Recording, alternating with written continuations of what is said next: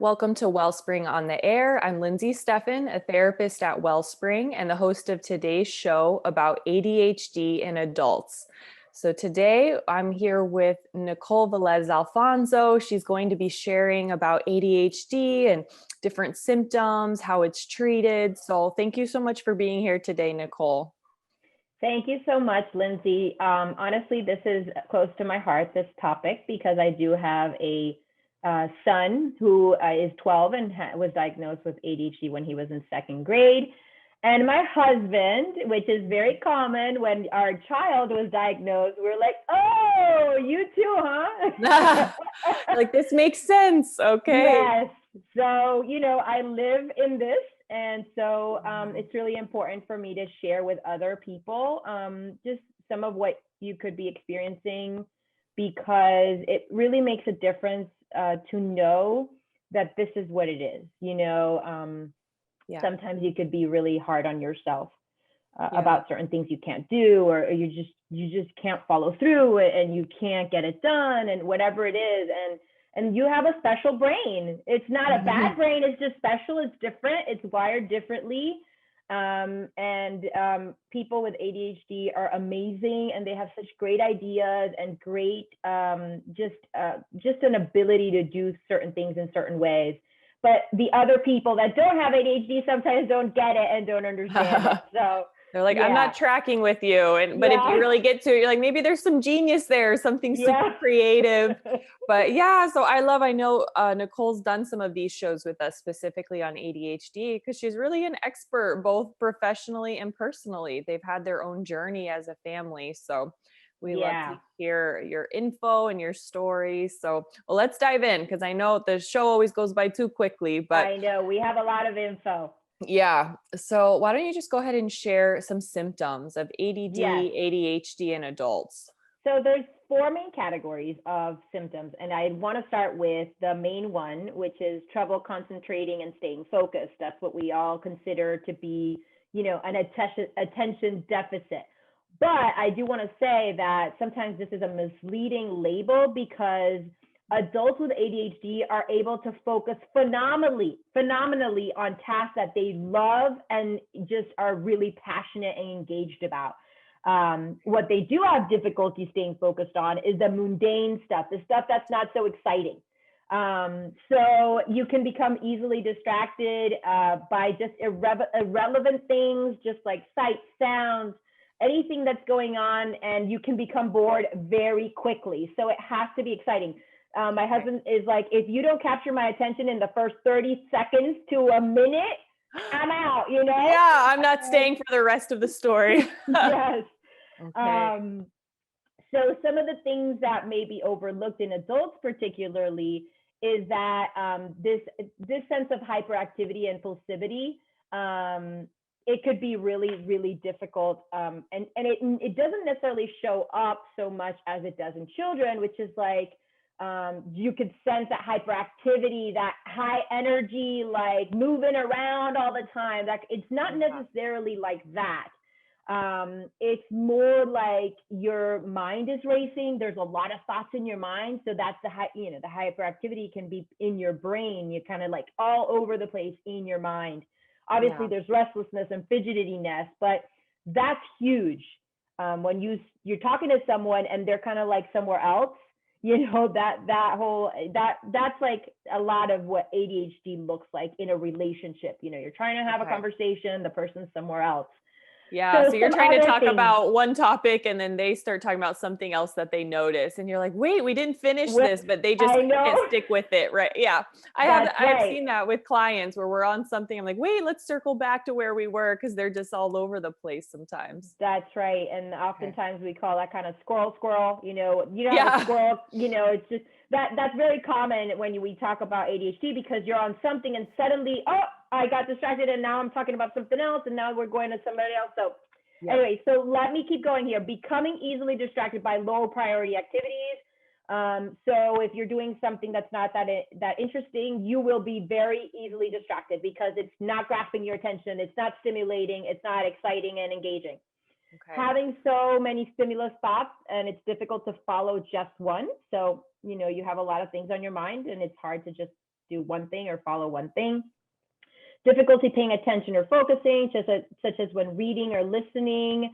You know, some people can't really read. It just can't happen because they are not able to completely focus on. There has to be something really meaningful behind it. Like, I really have to do this because I have to, you know, learn this for school. And sometimes it's really hard, but still, I need to know this because I'm presenting. And so there has to be something really meaningful behind it. Frequently, a good motivator. Yes, huge. With our son, we have to, like, you know, give him something to work for, because that's going to make him, you know, move forward.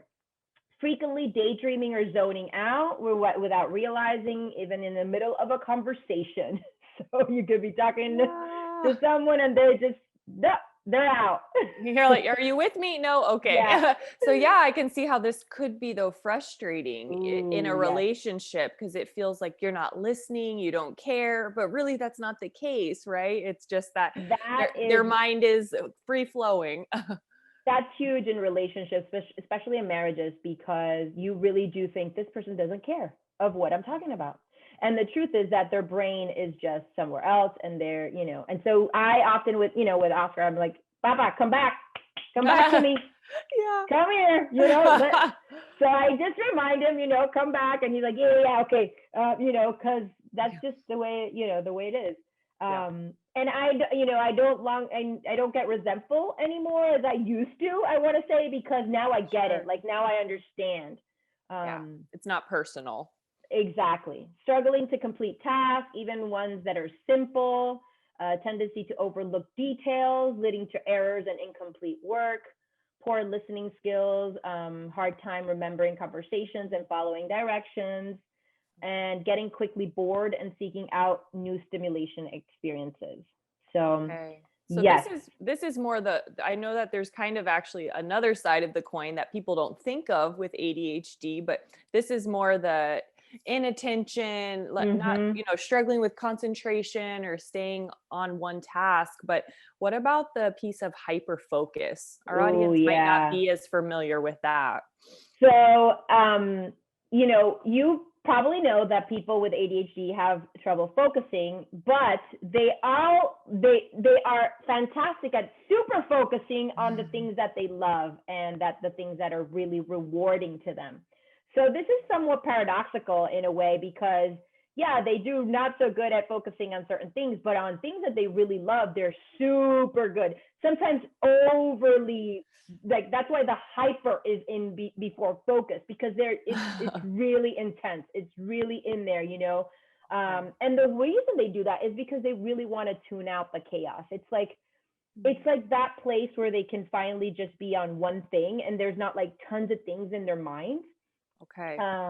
So they focus on some things that they're really passionate about. Like, for example, you know, with my son, you know, it could be difficult to focus on school, but play a baseball game, and he's on point the whole time, you know, because he loves it, because he enjoys it, because he is being rewarded by it. So that's just an example of the hyper focus regarding, you know, a child. Now, an adult, for example, and these I have examples from my own family. So my husband is a cactus collector, and he has tons of cactuses, and that's his hobby. And when he goes out there and he's with his cactuses and all that, he's there for a really long time. He forgets about time. He forgets that there's dinner. That just kind of boom, you know, hyper focused. And suddenly, you know, he's like, oh, I'm hungry, you know, like, it's been hours out there. So, wow. Okay. But it really is, it kind of, I don't know, a cool way of being, you know, if you're very passionate about something, you're probably all in. I'm imagining how they could really excel at something that they love, because they're going to just stick with it more than the average person even would want to, maybe. Absolutely. And that's true. I think that they become very good at things that they really love. Right. So that's definitely huge.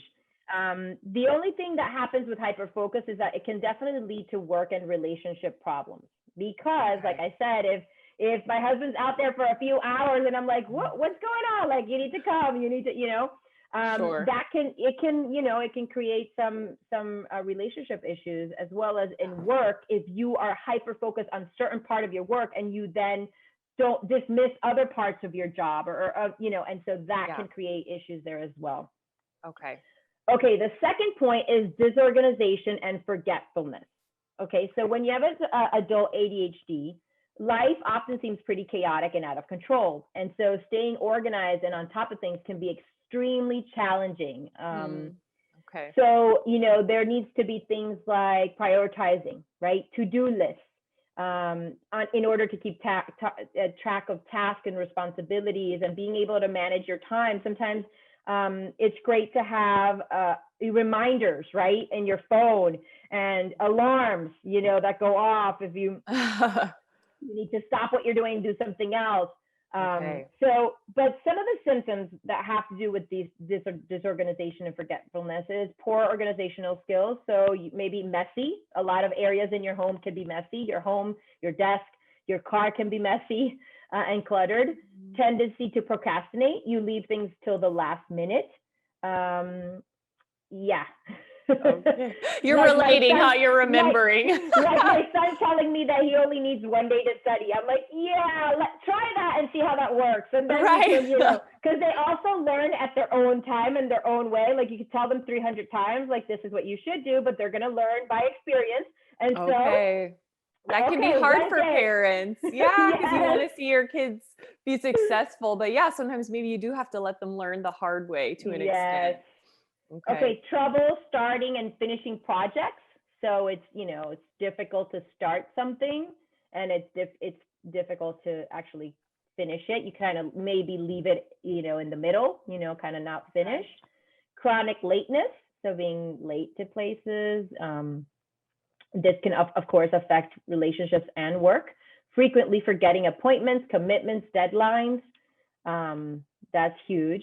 Constantly losing or misplacing things. So, losing the keys, losing your wallet, losing your phone, things like that.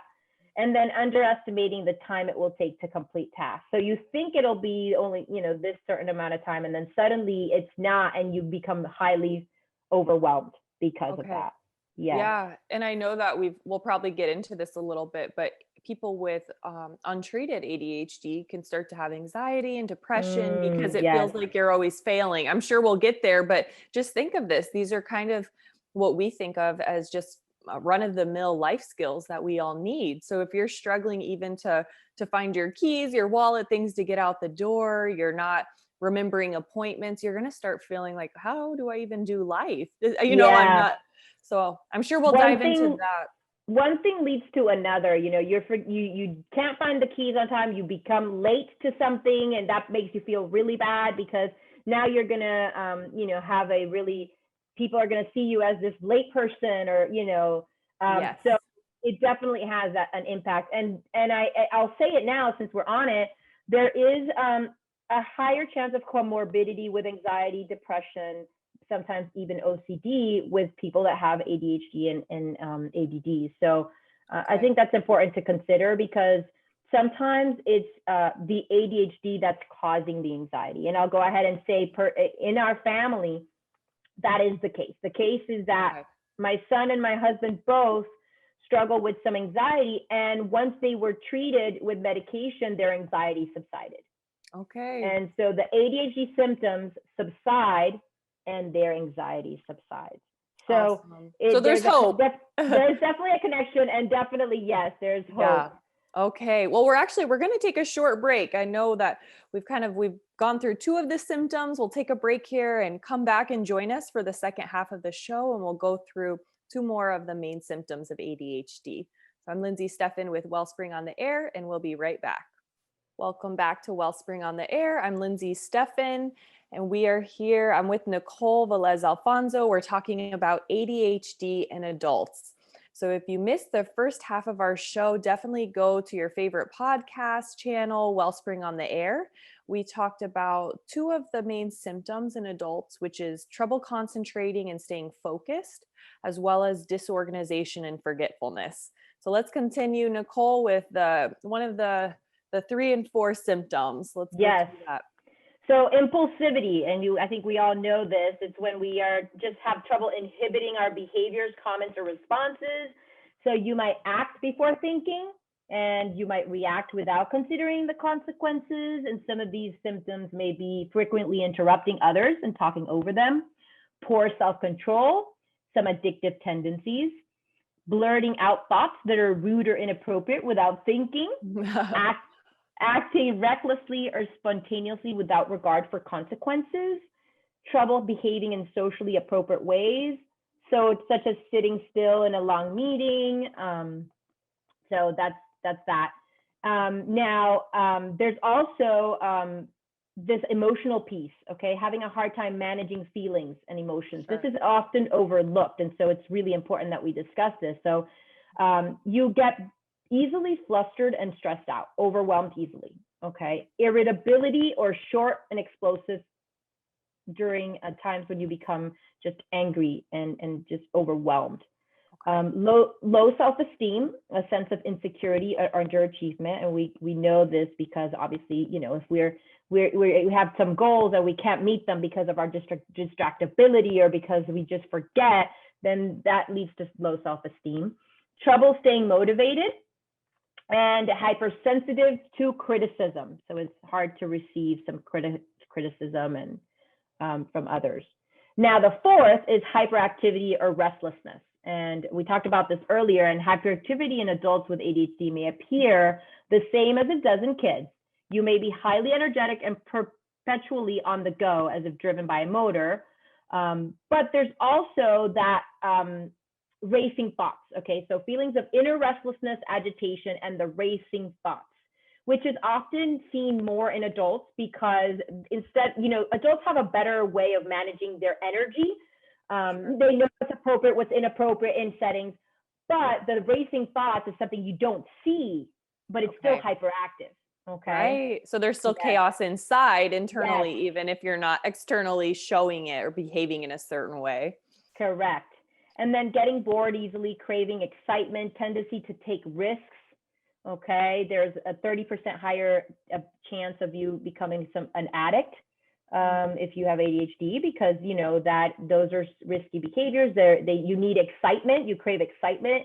Talking excessively, doing a million things at once. So, you know, I think we all kind of tend to do this, but this is something that's definitely happening. And then trouble sitting still and constant fidgeting. So, you know, sometimes you're in a meeting and your leg is going boom, boom, boom, boom, boom, you know, jumping up and down, stuff like that. Yeah. You know, I'm sure this gets misdiagnosed as anxiety sometimes because it looks like anxiety, but really it is a completely different, at times comorbid diagnosis. So it's really good to, if this sounds familiar to you, or you're thinking of maybe one of your kids or a friend or a spouse, it's really good to look and say, I wonder, you know, going through this list and maybe evaluating and even having a professional evaluate with an assessment if this is kind of hitting home for you. Yeah, if you're hearing your spouse, you know, telling you things like you're not paying attention, you're not listening, I have to do things for, you know, all the things for you, you're forgetting things, just things like that. I feel like, you know, maybe you should consider finding out more of what could be happening. Yeah. And very important point, you do not have to be hyperactive to have ADHD. Okay. Like I said earlier, adults with ADHD are much less likely to show hyperactivity than their younger counterparts. So we talked about that. Okay, so this is some of the things you may feel. You've been struggling to keep your head above water, okay? Overwhelmed by the constant stress caused by procrastination, disorganization, and handling demands at the last minute. People may have labeled you lazy, irresponsible, or stupid because of your forgetfulness or difficulty completing certain tasks. You may have begun to think of yourself in these negative terms as well. So now you're seeing yourself as this negative person that can't get things done. And that's a problem because that's, you know, that doesn't help you to move forward. You know, it doesn't help you to see that you can do things differently, that you can learn to manage this. Right. Just feeling kind of helpless and maybe giving up. Okay. Now, the other thing that this could cause is some physical and mental health problems, okay, because this can contribute to health problems. ADHD can contribute because there's a compulsive eating, there's substance abuse, there's anxiety, there's chronic stress and tension. You may also run into trouble by neglecting your mental and physical health because you skip doctor's appointments and you ignore medical instructions, okay? So this is big. The other area that could be affected is work and your finances, okay? You can experience career difficulties. It's hard for someone with ADHD to stay seated 9 to 5, right? In a computer, in front of a computer. So that could be very difficult. And following certain rules of the job, meeting certain deadlines. Also, managing finances may also pose a problem because you may struggle with some, not paying bills or lost paperwork or late fees because you forget to pay, things like that. And of course, impulsive spending. Relationship problems. ADHD definitely puts a strain on family relationships and love relationships. The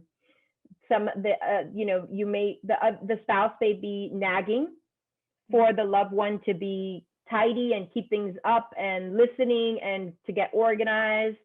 There may be a sense of feeling hurt because you're not listening or you're not responsible for things in the home. And some research does show that couples who have a partner with ADHD have a 30 to 50% greater chance of divorce than the regular population. Okay. Wow. So this is so important to treat just for the peace of mind of the person with the diagnosis. But yeah, just to even sustain healthy relationships, you have to do something. So don't ignore this. I think this was a diagnosis. It even got kind of a stigma, like, oh, they're saying all the kids have ADHD back in the 90s or whatever, like an overdiagnosis. And so, but I mean, we see this as a true mental health issue, something going on, and we treat it just like we do anxiety or depression. So just want to validate it's just as valid and real. And these are, it's a real medical diagnosis, something Thank you going for on saying with the that. brain. Thank you for saying that, because I think also some people think, oh, it's just ADHD, no big deal, right? So they minimize that it actually is a big deal, and it is a difference in your, the prefrontal cortex, which is the front part of the brain that does the thinking, and the executive parts where you do planning, you do concentration, you have this is the area affected, okay?